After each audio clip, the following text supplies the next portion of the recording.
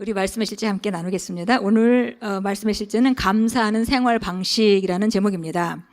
우리가 연말에 감사할 수 있는 좋은 기회들이죠. 그래서 우리가 한 해를 뒤돌아볼 때 한 해에 좋은 일도 있고 그래서 감사할 일도 많고 또 힘든 일도 있었지만 결국 힘든 일을 다 통과하고 이겼으니까 또 감사할 일이죠.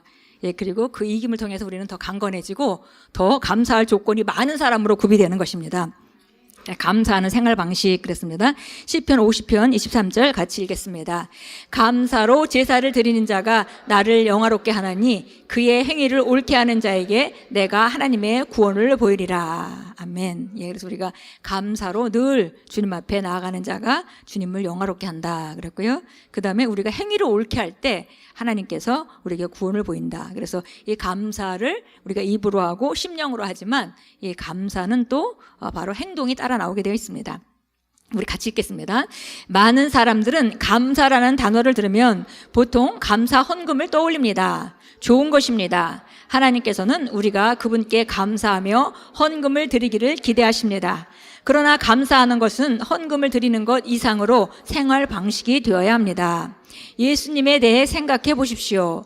그분은 이 땅에서 사역하시는 동안 여러 차례 기도하셨고 대부분 아버지께 감사를 드렸습니다. 나사로 죽어서 묻힌 지 나흘이나 된 사람을 죽음에서 일으키실 때 그분은 울부짖거나 구걸하지 않으셨습니다. 예수님은 아버지께 감사를 드렸습니다. 아버지여, 내 말을 들으신 것을 감사하나이다. 요한복음에서 예수님은 광야로 향하던 자신을 따르는 사람들에게 사역을 하셨습니다. 그분은 사역을 마치셨지만 사람들을 배고픈 상태로 집으로 돌려보내고 싶지 않으셨습니다. 그러나 사람들에게 줄 수 있는 건 어린 소년의 점심 도시락이었던 빵 5개와 물고기 2마리 뿐이었습니다. 그것은 바글거리는 5,000명의 남자, 여자와 어린이는 계산하지 않음을 먹이기에 충분하지 않았습니다. 그러나 성경은 예수께서 빵을 가지고 감사드리신 후 제자들에게 나눠주시니 제자들이 앉아있는 사람들에게 나눠주더라. 또 물고기로 같은 방법으로 그들이 원하는 만큼 나눠주더라고 말합니다. 예수님이 하신 행동이 기적을 불러일으켰다는 것에 주목하십시오. 그분은 감사드렸습니다. 당신이 필요를 발견하고 나서 그에 대해 하나님께 구하지 않고 오히려 감사를 드렸던 적이 언제가 마지막이었습니까?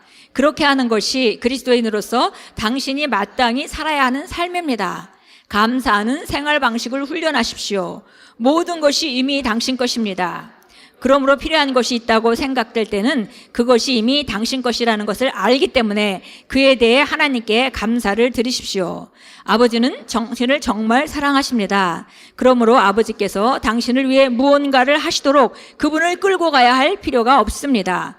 당신의 반응, 즉 믿음의 태도는 하나님의 은혜와 사랑의 친절함에 대해 매일 그분께 찬양과 감사를 드리는 것이 되어야 합니다. 할렐루야, 아멘. 그래서 우리가 감사, 무슨 좋은 일이 있고 하나님께서 은혜로 역사하셨을 때 감사하는 것은 당연한 것이죠. 그런데 그 이상 우리가 감사하는 생활 방식을 장착해라라고 말합니다. 이것이 훈련하는 것이죠.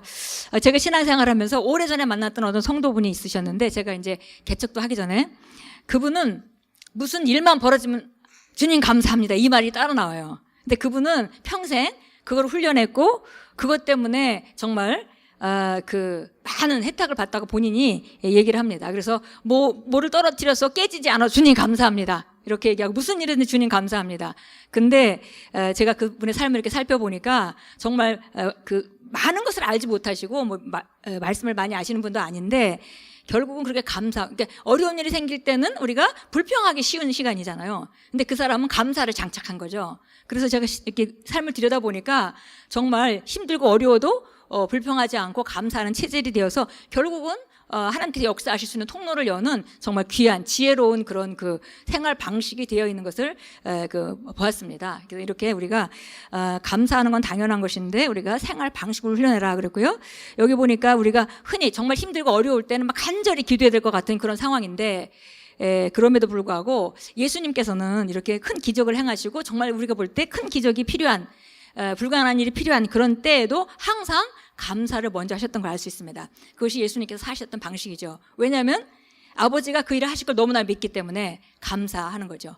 이게 믿지를 못한다면은 역사에 달라고 막 애원하겠지만 그게 아니고 믿기 때문에 감사하는 것입니다. 그래서 우리가 정말 선한 아버지의 자녀들이고 우리가 우리의 삶에 필요한 것들을 하나님께서 너무나 아시기 때문에 들어주길 원하시고 그래서 우리는 감사할 수 있는 것입니다. 미리 감사로 우리가 기도를 감사를 앞세워서 우리가 할 수 있는 것이고 그럴 때 진짜 하나님의 역사가 나타남을 경험합니다.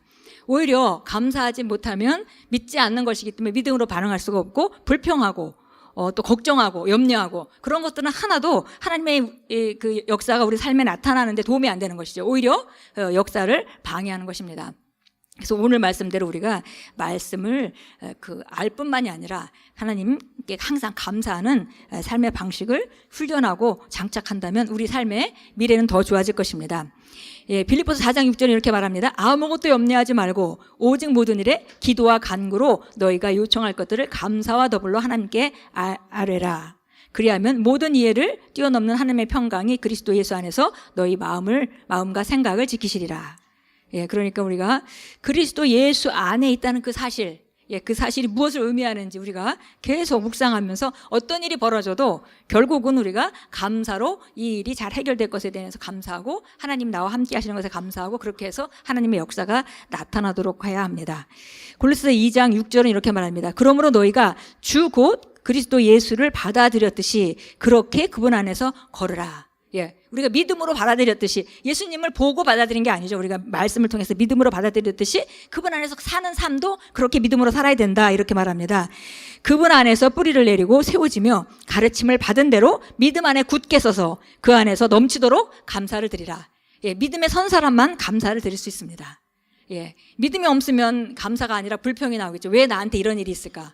이 땅에 일어나는 일에 대해서 이 땅에는 악한 영이 존재하고 도둑질하고 죽이고 멸망시키는 자가 존재하기 때문에 그가 역사할 수 있습니다. 그러나 항상 아버지는 우리를 도우시고 우리를 승리로 이끄십니다.